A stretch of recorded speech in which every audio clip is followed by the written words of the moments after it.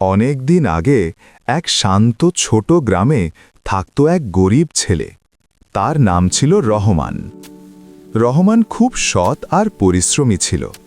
প্রতিদিন সে মাঠে কাজ করত, অন্যের জমিতে ঘাম ঝরাত, কিন্তু তবুও তার জীবন খুব কষ্টে কাটত। একদিন কাজ শেষে ক্লান্ত শরীরে বাড়ি ফেরার পথে সে জঙ্গলের ভেতর দিয়ে যাচ্ছিল।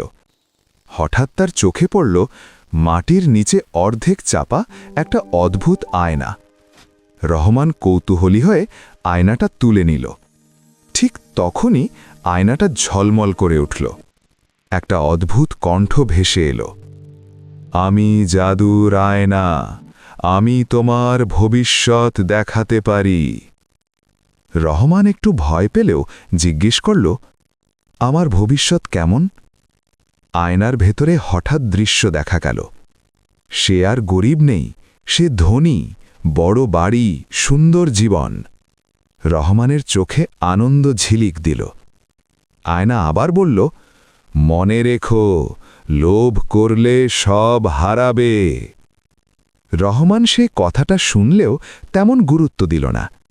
পরদিন থেকে সে আয়নাটা ব্যবহার করতে শুরু করল। আয়নাটাকে বলতো কোথায় কাজ করলে বেশি লাভ হবে, কোন সুযোগটা ভালো।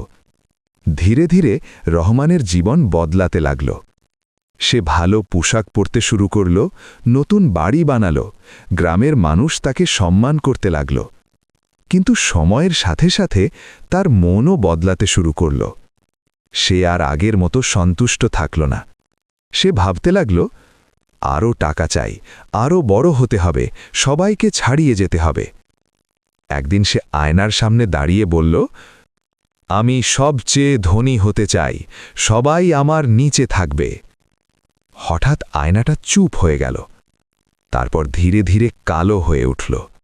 একটা গভীর ভয়ঙ্কর কণ্ঠ শোনা গেল, তুমি লোভী হয়ে গেছ, এখন তার মূল্য দিতে হবে। হঠাৎ চারপাশ অন্ধকার হয়ে গেল।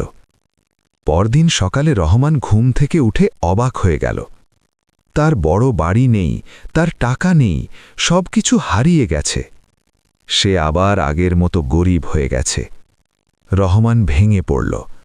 সে দৌড়ে গিয়ে আয়নার সামনে দাঁড়াল, কাঁদতে কাঁদতে বলল, আমার সবকিছু ফিরিয়ে দাও। আয়না এবার শান্ত কণ্ঠে বলল, তুমি সুযোগ পেয়েছিলে, কিন্তু তুমি লোভ বেছে নিয়েছ। রহমান মাথা নিচু করে কাঁদতে লাগল। তারপর ধীরে ধীরে বলল, আমি ভুল করেছি, আমি আবার আগের মতো সৎ হতে চাই, আমি আর লোভ করব না। হঠাৎ আয়নাটা আবার আলো ছড়াতে শুরু করল। কণ্ঠ বলল, এটাই তোমার আসল শিক্ষা, এবার নিজের পরিশ্রমে জীবন গড়ো।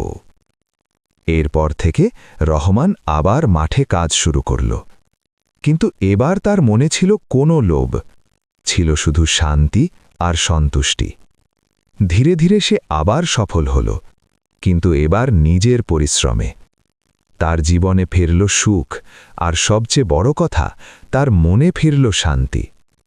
এই গল্প আমাদের শেখায়, লোভ মানুষকে সব হারাতে বাধ্য করে, আর সততা আর পরিশ্রমই সত্যিকারের সফলতা এনে দেয়।